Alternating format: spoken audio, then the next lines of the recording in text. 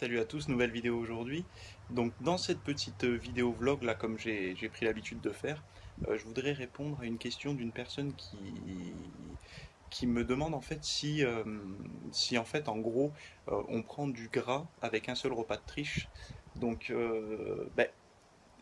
en fait faut partir du principe que il y a deux solutions. C'est-à-dire que si on est en excès calorique parce qu'on est en prise de muscle ou en prise de masse, il est possible qu'un seul repas d'écart puisse encourager la prise de graisse parce que on est déjà en permanence en excès calorique, c'est-à-dire qu'on est déjà en permanence en excès, euh, enfin en surcompensation au niveau des calories, donc on prend du poids au fur et à mesure des jours et des semaines.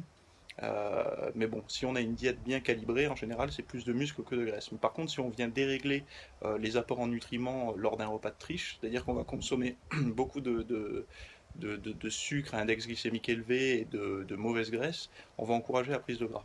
Par contre, si on est au régime, ce repas d'écart, donc déjà d'une, il va relancer un petit peu les hormones, en particulier les hormones thyroïdiennes, qui vont un petit peu relancer le métabolisme et éviter la stagnation au régime, mais ça va être aussi ce qui va être responsable de l'apparence un petit peu voilée qu'on peut avoir le lendemain.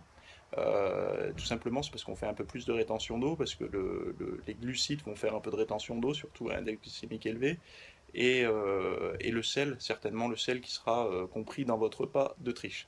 Donc voilà, n'ayez pas d'inquiétude après un repas d'écart si vous êtes au régime, si vous avez l'impression d'être un petit peu plus gras. En règle générale, c'est de la rétention d'eau qui va disparaître en 3-4 jours selon les personnes.